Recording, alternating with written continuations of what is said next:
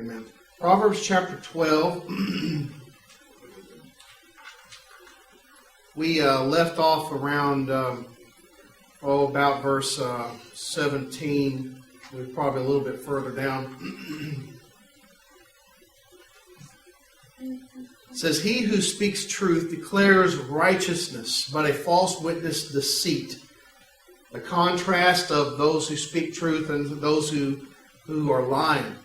Verse 18, "There is one who speaks like the piercing of a sword, but the tongue of the wise promotes health. The truthful lip shall be established forever, but a lying tongue is but for a moment. Deceit is in the heart of those who devise evil, but counselors of peace have joy. No grave trouble will overtake the righteous, but the wicked shall be filled with evil. Lying lips are an abomination to the Lord, but those who deal truthfully are His delight." So in verses 17 through 22, you see the contrast between speaking the truth, the righteous person speaking the truth, and declaring righteousness by always speaking the truth, in contrast to the wicked person who promotes bearing false witness and speaking things that are deceitful. As he says there in verse 17, "He who speaks the truth declares righteousness." They are declaring by their speech that which is right, righteousness. And so a false witness is declaring deceit. The Ten Commandments of the Old Testament, Exodus chapter 20, said you do not bear false witness against your neighbor. You do not lie or speak things that are contrary to truth. Verse 18, "There is one who speaks like the piercing of a sword, but the tongue of the wise promotes health." We talked a little bit about this last week, about how that our words can be beneficial or harmful. And verse 18 speaks of the one whose words are piercing. They're cutting and they're harmful. They're not doing anything helpful. They're just harmful. But the tongue of the wise promotes health. In other words, the speech, the words of the wise is going to produce that which is healthy. And that's not talking about your physical health, but a spiritual health or a healthy relationship. How many marriages are damaged because of a piercing tongue? Whether it be from the husband to the wife, or the wife to the husband, or both to each other. Their tongues are like a sword, just constantly at battle with one another, cutting one another, dividing one another. A sword divides. And so it causes damage. Words back and forth, just constantly hurting one another. However, the tongue of the wise husband, wise wife, will speak things that will cause and promote health within that marriage, within that family. They're going to say things that will promote a beneficial, productive relationship. So there is the contrast between the foolish and the wise. They're concerning our speech. Verse 19, "The truthful lip shall be established forever, but a lying tongue is but for a moment." The truthful lips, the ones who speak the truth, they're established, and they're going to be established forever. Lying is only for a moment. There's going to come a time when lying will be no more. For a moment, when you think about that in light of eternity, the lying tongue is only for the here and now. Once God deals with sin ultimately in the judgment, the lying tongue will be no more. They will be in hell, facing their punishment. But the truthful lips are those who are going to be forever. They're going to be with God in heaven. Verse 20, "Deceit is in the heart of those who devise evil, but counselors of peace have joy." So you have the deceit that's in the heart of those who are scheming evil things. And the counselors of peace have joy. That is the tongue that promotes health. Verse 21, no grave trouble will overtake the righteous, but the wicked shall be filled with evil. No grave trouble there refers to nothing major will overtake the righteous. We will have difficulties in this life. I mean, there are people who are righteous, who have lived the Christian life, who come down with dreaded diseases, cancer. They come down with all kinds of health problems, or they find themselves in problems, whether it be through an accident or something that's beyond their control, but it's not going to overtake them. It's not going to be overwhelming to them. We all face trouble as people on this earth. But the righteous will not be overtaken by that. That means overcome by it. But the wicked shall be filled with evil. The wicked multiplies his evil. As they live in wickedness and live contrary to the will of God, they just multiply their wickedness. Verse 22, lying lips are an abomination to the Lord, but those who deal truthfully are his delight. The lying lips there, that's one of the things that we learned about earlier, that God hates a lying lips. One of the 7 things that are an abomination to him. A lying tongue, a lying lips. Abomination means something that he detests, he hates. Lying is a sin that is not taken very seriously in our society and sometimes among God's people. But it is an abomination to the Lord. But those who deal truthfully are his delight. He delights in those who speak the truth. They deal truthfully all the time. They're going to be honest. They're going to be upfront. And they're going to deal truthfully all the time. I gave this lesson it might be weeks or months now ago, on a Wednesday night, how that in the Parent magazine, I think it's called Parents or Parent magazine, there's an article in there which says that children should be taught that it's okay to say little white lies to spare a person's feelings. That you shouldn't say really big lies, but to spare a person's feelings from being hurt, it's okay to teach them. The psychologist and doctor, whoever in the world, says it's okay to tell the children to lie. The little white lies. Don't you know the devil rejoices at stuff like that?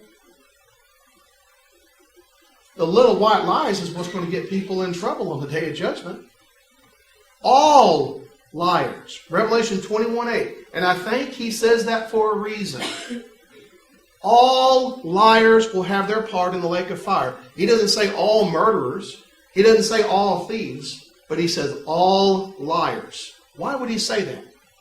Because of people like Dr. So-and-so who don't think it's a big deal. In fact, advises parents to teach the children to lie. Exactly. If you can't speak the truth, don't say anything at all. If you're in a situation where if you speak the truth, someone is going to get in trouble or get harmed, don't say anything. There is never a good reason to lie, ever. And we see the problems that got Abraham into. You know, you see the problems that people find in the scriptures. Peter was warming himself by the fire when Jesus was taken in to be put on trial. He lied about knowing Jesus. I don't know this man. Denied him 3 times. Brought about great grief and sorrow in his life.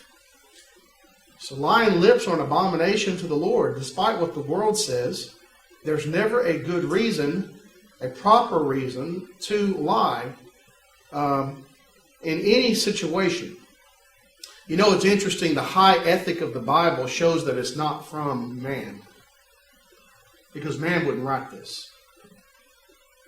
In fact, the holy book of the Quran of the Muslims You can tell it's written by men for various reasons.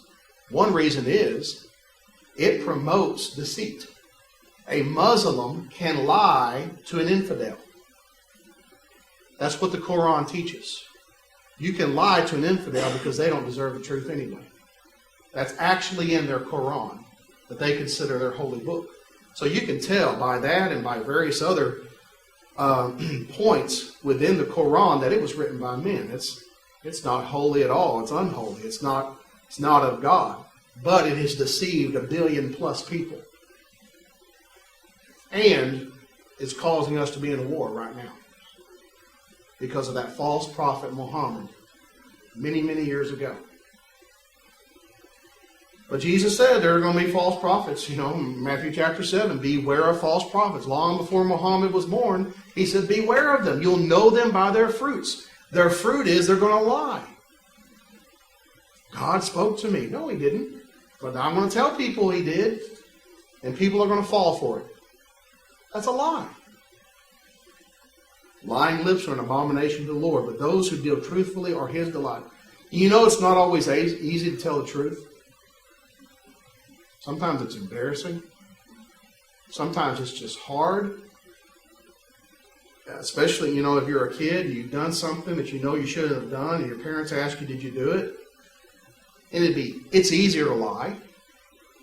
But then you got to lie again to cover up that lie. And it just snowballs. Tell the truth. Own up to what you've done. Face the consequences. Because that is delight to the Lord. Verse 23, a prudent man conceals knowledge, but the heart of fools proclaims foolishness. So you have the heart of the fools proclaiming foolishness. The prudent man, the person who is wise, they conceals knowledge. There are certain things that are not to be made known. There are certain knowledge that's to be kept inside, so to speak. But the foolish proclaims foolishness. Verse 24, the hand of the diligent will rule, but the lazy man will be put to forced labor. Here you have diligence contrasted with laziness. The Bible promotes diligent work, hard work. Diligence will be rewarded, but the lazy man will be put to forced labor. Verse 25, anxiety in the heart of a man causes depression, but a good word makes it glad. Now, there's so much that can be said about this verse right here.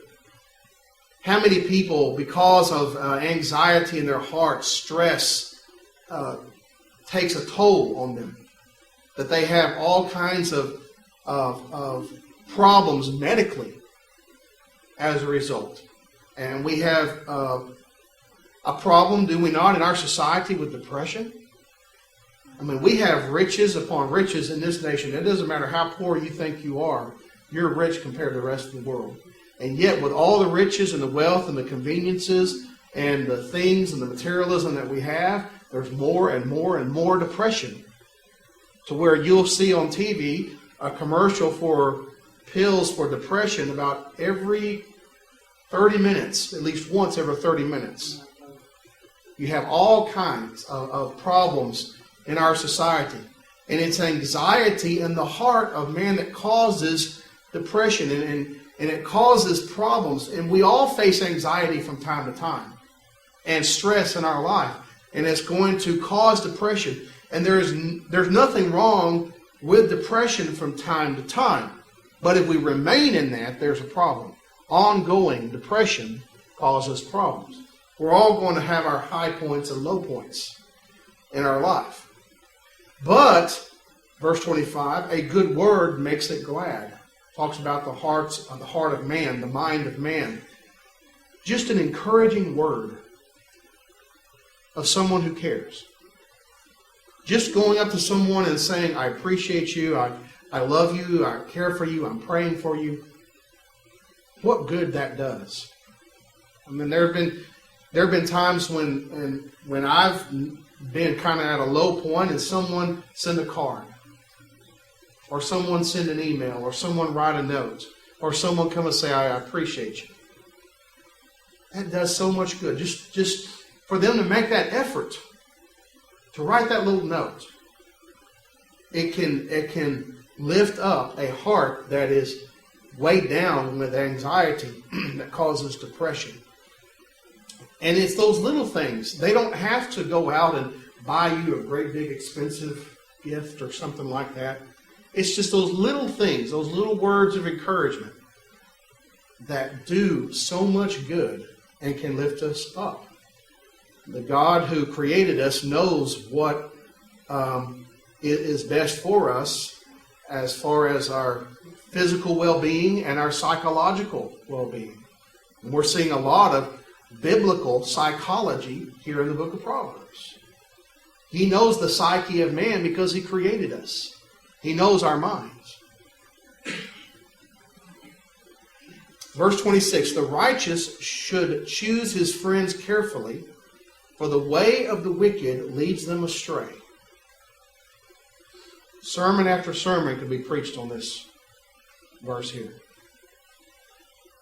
We should choose our friends carefully. Why? Because friends can pull us astray. The way of the wicked leads astray.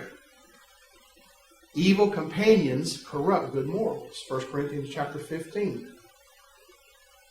That evil companionship can corrupt us. There are people who get in trouble who would never get in trouble with the law, who would never get in trouble by themselves, who would never do certain things by themselves, but because they're with the wrong crowd, they get in trouble. By themselves, under normal circumstances, they wouldn't do it. But because they're out with the wrong crowd, they get pulled away. The way of the wicked leads them astray. Now you think about that when it comes to friends. You think about that when it comes to marriage. The closest person that you would be with on earth would be your spouse. So the righteous should choose their spouse carefully. For the way of the wicked leads them astray. There are unfaithful Christians right now who were once faithful Christians when they were single, but they married the wrong person. They married someone who was not a Christian. They married someone who was not interested in spiritual things, and it led them astray. Shawn, yes. If you try to give a tract or speak of good news out of the Bible, you don't have trouble picking friends. Right. You find out very quickly when you're trying to teach the gospel who would be your friend and who would not be your friend. And so it's a righteous person that is a wise individual will be very careful in what they do and how they choose their friends. The greatest friends on earth for a righteous person would be other righteous people. Because you can't trust the unrighteous. You can't trust people who are not Christian. And I mean by that, people who are not living the Christian life. They may be good moral people. But some of these good moral people think it's okay to tell a little white lie. That's not righteousness. And some of the unrighteous people are even members of the Church of Christ. They attend an assembly of the Church of Christ. Their name is on the membership directory of a Church of Christ. But they're hypocrites. They give the outward impression that they are righteous, but they're not really that type of person. So the righteous should choose their companions, their friends, their spouse carefully. Faithful Christians should marry faithful Christians and raise faithful children to have a faithful family. Verse 27, the lazy man does not roast what he took in hunting, but diligence is man's precious possession. Here again you have laziness contrasted with diligence. When a lazy man goes out and hunts, he kills what he is hunting for, but he wastes. He doesn't roast it. He's not going to partake of it. He's a wasteful individual. He's not going to roast what he took in hunting. But diligence is man's precious possession. Diligence, that's hard work. A hard-working individual is a precious attribute of a righteous individual. This will be a person who's diligent in serving God. This will be a person who is diligent in serving their fellow man, loving their neighbor as their self. This is a person who will be diligent at their work. They will be a diligent individual, and that is a precious attribute in a righteous person. In verse 28. In the way of righteousness is life, and in its path there is no death. The way of righteousness, the way of doing God's will, there is life and there's no death. In other words, basically what he's saying, you can't go wrong in living a righteous life. There is no death in it. You live that righteous life, there is no death, of course, spiritual death at all. There will be none at all if you live faithfully to the Lord. So you can't go wrong in doing what is right in your life. There's no death or no regret in that way, any whatsoever. Any questions or comments about chapter 12 before we go into chapter 13? So I think in 27 it talks about the man not resting where he started. Mm-hmm. I think it also means people who didn't finish what they started. That's a good point, too. There are a lot of people out there who get real ambitious and then quit the middle. And I think Right. that applies to living the Christian life and never quit. Exactly. That lazy man does not finish what they start. And, they go out, they hunt, and I've done a little hunting myself. It's easier to hunt, kill the animal, but then you got to dress it, you got to field dress it, and you got to clean it, and then you got to prepare it. That's the hard part. And so many people start out by, okay, I'll be baptized, yes, but then the temptations come, then the difficulties come, then the wicked worldly friends start turning on you. And therefore, the hard times come, and this is the person that Jesus talked about that believes for a little while, but then in the time of temptation, they fall away. They don't finish what they start. That's a good point. Starting something but not finishing it, that is the lazy man's mode of operation. I think this also applies to the situation I'm in at work. We have a new financial center manager, Mm-hmm. and she has no idea about banking. And there's a lot of stuff that she's actually bold-faced lied to customers about, like saying that we have second chance checking. Why Cody is not going to do that, and I know that for a fact. I even brought it to my teller manager's attention. And I mean, I've actually found a new respect for my teller manager because a long time I was going through a lot of problems with her. She's constantly on me. But anyway, as far as the lying part, this girl, she just lies just to hear herself. Yeah. And it's so hard because you want to just call her on it right there in front of a customer, but you can't. You've got to keep it to yourself. And That is something that'll come back and get her in the end. She will reap what she's sown. That'll happen. All to get the numbers too. It's that Exactly. pressure of, let's get all these numbers, all these accounts. And, she's just flat The out deceit. lying to people. So that's about it.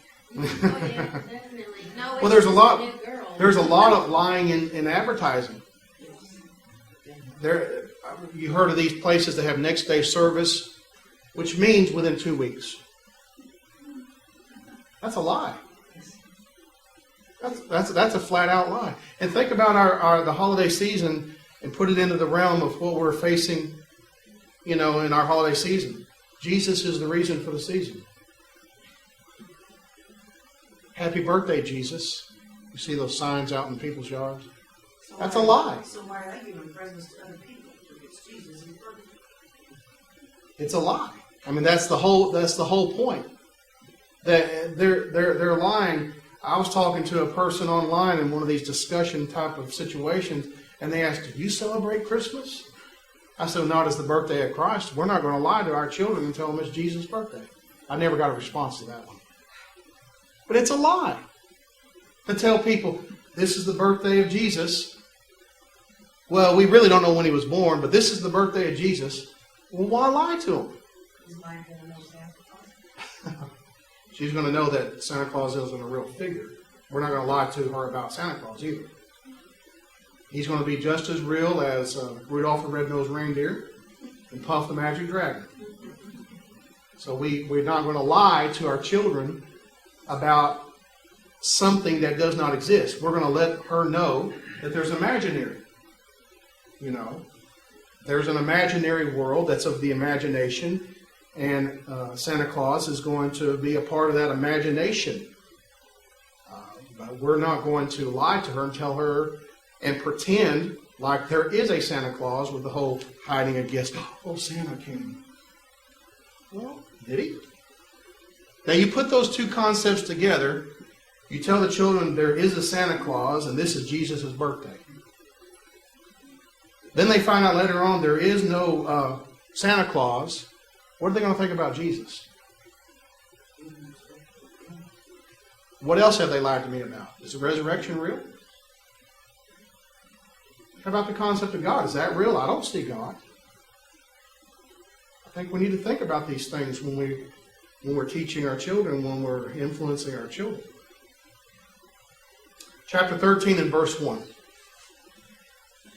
A wise man heeds his father's instruction, but a scoffer does not listen to rebuke.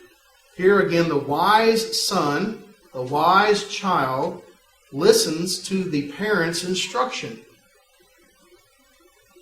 But the scoffer does not listen to rebuke. The scoffer is one who is openly mocking religion, openly defiant. Not just a sinner in the sense of someone who sins out of temptation. This is an openly defiant individual. They do not listen to rebuke. And the father and the parents are involved in rebuking the children when they go astray. Verse 2, a man shall eat well by the fruit of his mouth, but the soul of the unfaithful feeds on violence. He who guards his mouth preserves his life, but he who opens wide his lips shall have destruction. So here you see the speech, the things that come forth from our mouth, the things that are beneficial, or they can be things that cause destruction, cause our own spiritual demise. Look at verse 4. The soul of a lazy man desires and has nothing, but the soul of the diligent shall be made rich. So you have a lazy man who desires, but they have nothing because they're not going to get up and work for it. They're not going to be diligent. But the soul of the diligent shall be made rich. This, of course, refers to being taken care of in the material realm, but also there have been people who have gone from rags to riches as a result of diligent hard work. They've made themselves rich in an honest way by working very hard, by putting into practice the concept of diligence. You read about the success of people who've gone from rags to riches. You read about their biography or their autobiography, and you find out that they were very disciplined, hard-working people. You never really read about a lazy person going from rags to riches.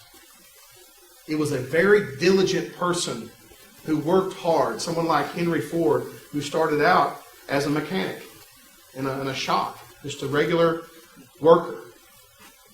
Then built the Ford Motor Company, corporation. So he, through hard work, became a very wealthy individual. Look at verse 5 and 6. A righteous man hates lying, but a wicked man is loathsome and comes to shame. Righteousness guards him whose way is blameless, but wickedness overthrows the sinner. So here in verse 5, a righteous man hates lying. If we're going to be righteous, we got to hate that which is lying, that which is untrue. And so we have to hate what God hates. And God does hate. You read about it in in the Bible that he hates false ways. He hates false teaching. In the book of Revelation, as he's talking to one of the 7 churches, he says he hates the doctrine of the Nicolaitans, which was a false religious group towards the end of the first century. He hates false teaching. And false teaching is lying. That's what it is. To tell a person they're saved when they're not is lying to them. So that is something that we must hate. Not the person, the action. We should hate the action, the words of lying, because it leads people astray. Verse 6 says, righteousness guards him whose way is blameless. Here's a person who's living a blameless life. You cannot blame them for any type of sin because they're a righteous individual. Doesn't mean they're flawless without sin. That means they are a blameless individual. We read in the New Testament that an elder is to be blameless. They're to be such of a high spiritual maturity that you can't blame them with any type of sin or put any type of blame upon them. So it's a blameless individual. But wickedness overthrows the sinner. As we have discussed this before, wickedness and evil is self-destructive. It's like a cancer.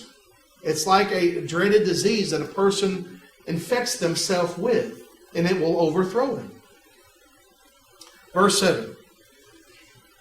There is one who makes himself rich, yet has nothing, and one who makes himself poor, yet has great riches. Here we have what you would call a paradox.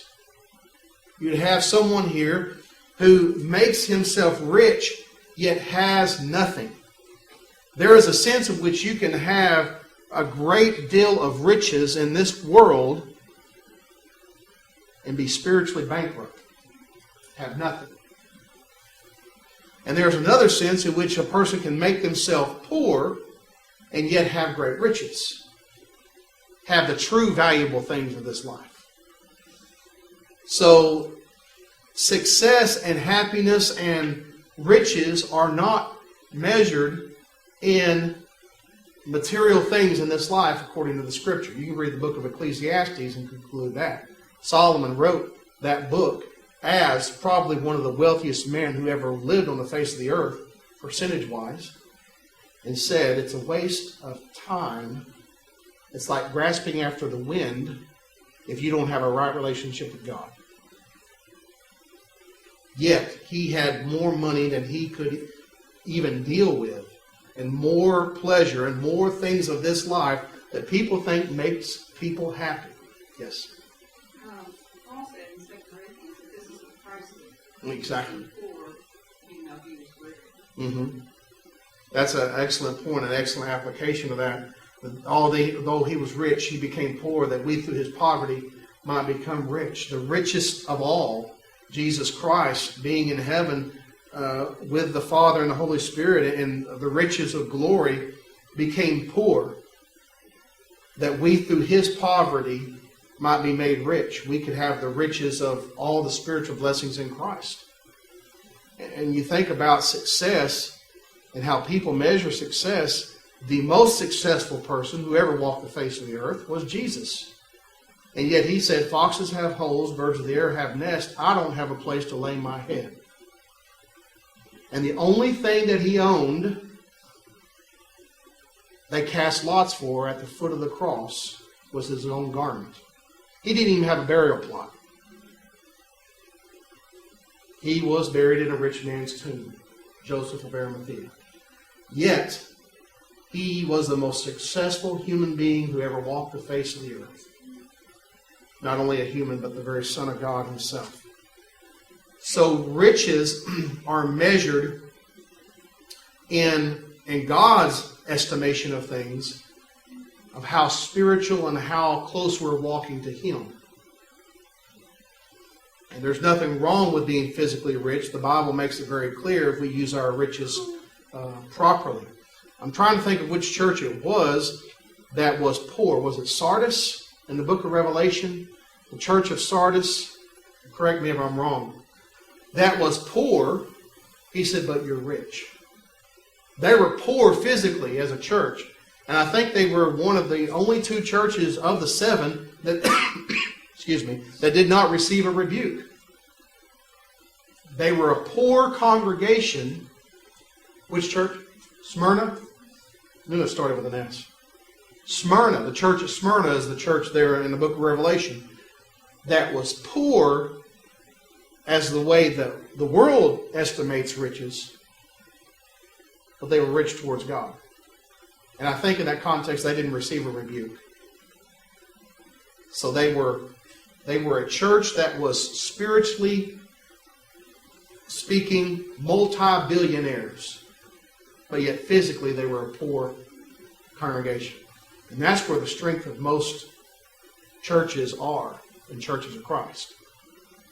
In the smaller, poorer congregations that are remaining faithful to the Lord instead of these big, rich, wealthy congregations that are trying to cater to everyone's whims and fancies.